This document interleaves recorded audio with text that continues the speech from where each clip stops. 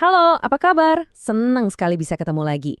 Hari ini kita bakal ngerjain sesuatu yang ya bisa dibilang jadi jantungnya seorang investor, yaitu membedah laporan keuangan. Biar kita benar-benar ngerti ini perusahaan isinya apa sih? Dan untuk studi kasus kita kali ini, kita akan coba selami Sona Topaz Tourism, atau yang kodenya Sona. Coba jujur deh, pernah nggak Anda buka laporan keuangan, terus langsung pusing sendiri lihat angka-angka yang kayaknya nggak ada habisnya, dan langsung mikir, ini maksudnya apaan sih? Nah, kalau pernah, Anda datang ke tempat yang pas banget. Tenang aja, Anda nggak sendirian kok. Anggap aja saya ini mentor Anda hari ini ya. Kita akan pecahin kode rahasia laporan keuangan ini bareng-bareng. Pelan-pelan, satu persatu, sampai semuanya jadi terang benderang. Siap? Yuk kita mulai. Oke, aturan main yang pertama, sebelum kita sentuh angka-angkanya sama sekali, kita wajib kenalan dulu sama perusahaannya. Mereka ini bisnisnya apa sih? Duitnya datang dari mana? Ngertiin ini tuh fondasi paling dasar dari semua analisis kita nanti. Nah, ini dia KTP singkatnya. Namanya Sona Topaz Tourism Industry. Kita panggil aja Sona. Mereka ini main di industri retail perjalanan. Biar gampang ngebayanginnya, coba pikirin toko-toko duty free yang ada di bandara. Nah, itulah dunia mereka. Jadi mesin utama yang ngejalanin bisnisnya itu ya anak-anak perusahaannya. Dua yang paling penting itu inti Dufri Promosindo sama Karya Prima Unggulan. Penting buat kita tahu ini, karena dari sinilah semua operasi inti mereka berjalan dan tentu aja cuannya dihasilkan. Oke, sesi kenalannya cukup. Sekarang kita ganti peran jadi dokter keuangan. Kita bakal lakukan financial check-up buat ngejawab satu pertanyaan paling krusial. Ini perusahaan sehat nggak sih? Pondasinya kuat atau rapuh?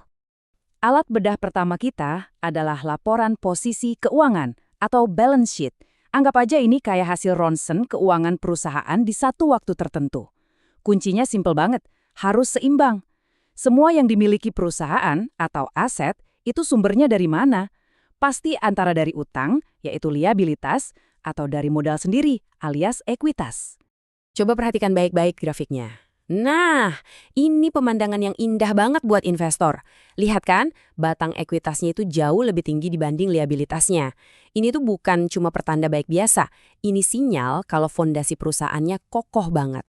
Ini prinsip yang harus Anda pegang terus. Makin gemuk modal sendirinya dan makin kurus utangnya, artinya makin kecil risikonya perusahaan ini bakal oleng kalau ekonomi lagi nggak bagus. Dan Sona di sini nunjukin komposisi yang ideal banget. Yuk, kita lihat angkanya lebih dekat. Total harta karun yang dipunyai Sona itu nilainya hampir 1 triliun rupiah. Ini udah termasuk semuanya ya, mulai dari uang kas, stok barang jualan, sampai gedung-gedungnya.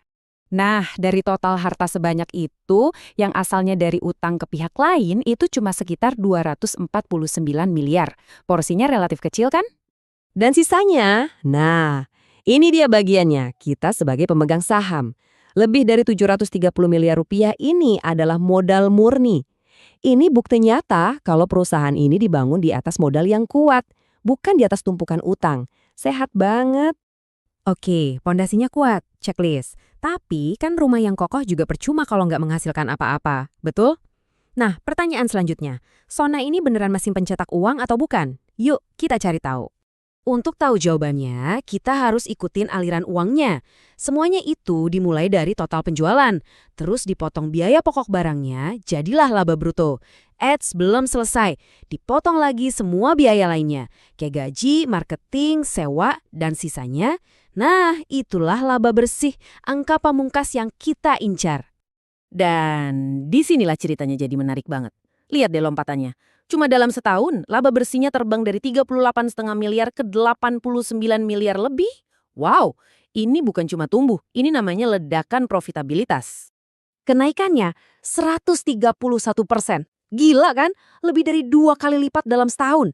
Ini angka-angka ajaib yang bikin investor manapun pasti langsung noleh.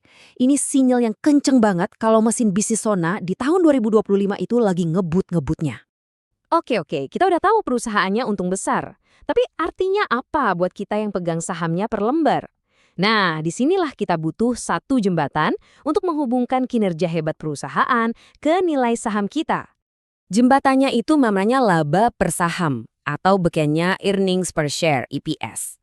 Gampangnya gini, EPS itu adalah jatah laba bersih buat tiap satu lembar saham yang Anda punya.